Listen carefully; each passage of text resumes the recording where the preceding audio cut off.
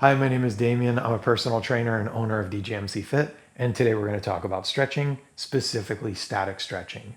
Now, I know you all know about stretching and in general know how to stretch, but before we get into all that and the details, let's talk about the different types of stretches that there are.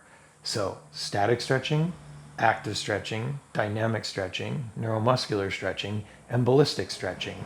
And naturally, all of those different types of stretches have differing characteristics.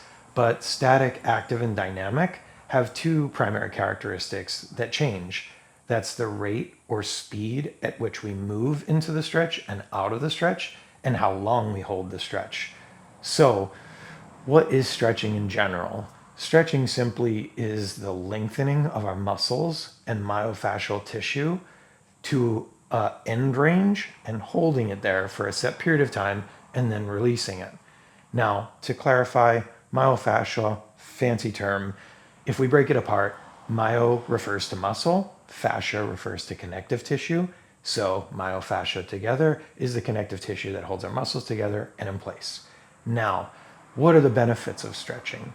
So, number one benefit is the possibility of increasing our range of motion, which ultimately improves our movement pattern and just allows us to move more smoothly.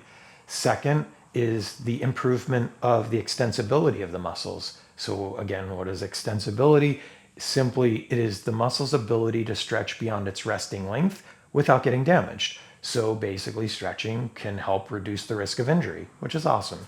And the last direct, improvement is relaxation. So by stretching, it elicits a relaxation response in our muscles, which ultimately makes us feel more relaxed and give us a little bit of stress relief, which is great. And then one of another additional components, and more specifically static stretching, is that is used as a tool to help with correcting muscle imbalances, which ultimately, with the other processes in those steps, can improve our posture and improve our body alignment, which is very important for our daily activity movement and any kind of movement we're going to do in an exercise. So, when do we static stretch? Well, typically, when we're speaking in terms of exercise, we're going to include static stretching in our warm up and our cool down. But focusing primarily on the warm up, we're going to foam roll, then we're going to perform static stretches, and then we're going to do any other dynamic activity afterward, like our active and dynamic stretches, or those could be replaced with a low intensity core exercise set or low intensity balance exercises. So those are the primary components of it. So let's move over here to the mat and we'll talk about how to stretch and other things to consider when you're stretching for exercise and or fitness and athletic endeavors. So how do we static stretch? Well, before we get into that, we have to decide what muscles we're going to stretch. And with foam rolling, static stretching, and other dynamic activities, we target overactive muscles because those can lead to muscle imbalances and ultimately negatively impact our movement patterns. So, who can identify those overactive muscles? Well, generally, a personal trainer, physical therapist, or other medical professional will take you through static and dynamic postural assessments. And through those assessments, they can identify those overactive muscles. Then, once identified, we isolate them and target them during our foam rolling and stretching before we get into our other dynamic activities and workout exercises. So, for an example, let's say that my hamstrings are overactive and had been identified as such. So, what I'm going to do is isolate them with a seated single leg hamstring stretch so I can focus on one muscle at a time. So, the steps for static stretching are this: we want to maintain good body alignment throughout the entire stretch. When we move into the stretch, we want to move slowly. To reach the end range of a stretch, we're looking for the first point of tension and resistance. When we reach that, we pause and hold the stretch for 30 seconds. After the 30 seconds is over, we release the stretch slowly and return to our starting position. So let me demonstrate. I'm going to make sure I maintain a neutral spine, my ears, shoulders, and hips in line, and my legs stay in place during the whole stretch.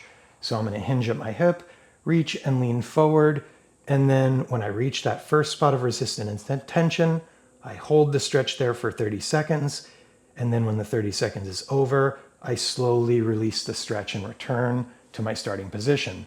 And then, of course, I'd switch legs and repeat that on my other leg. So, those are the steps of static stretching. So, why then, for our warm ups, do we package static stretching in foam rolling, static stretching, and then dynamic activities?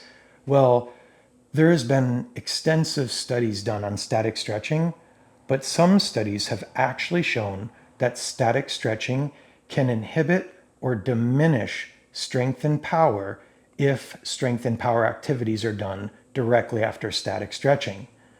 So there are positive benefits to static stretching, but it has its place in where we use it for warm-ups and cool-downs.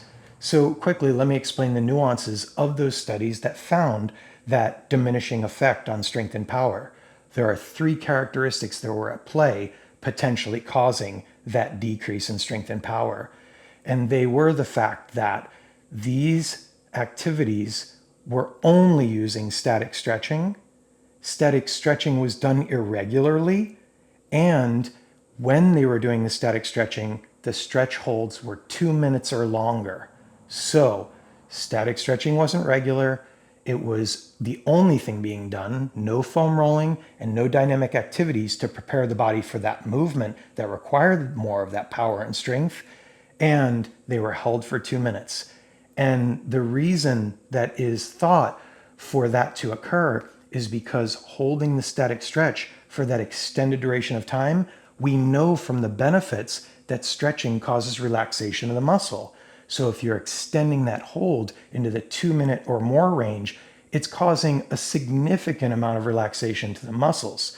So then if directly after those stretches, you're participating in an activity that requires more explosive, powerful, and strength-based exercises or movements, your body's not necessarily going to be prepared for that because it's overly relaxed. So really interesting. So it's important to note that although all the different types of stretches have their benefits, they also have their place and specific use within our process to warm up before workout and to cool down afterward. So we need to consider that whenever we're engaging in those different types of stretches. So I hope that information helped and you learned a little bit more about stretching and static stretching. And if you have any questions, don't hesitate to reach out, email me, or contact me through my contact page, and I'll be more than happy to provide more information. And thank you for watching, and have an awesome day.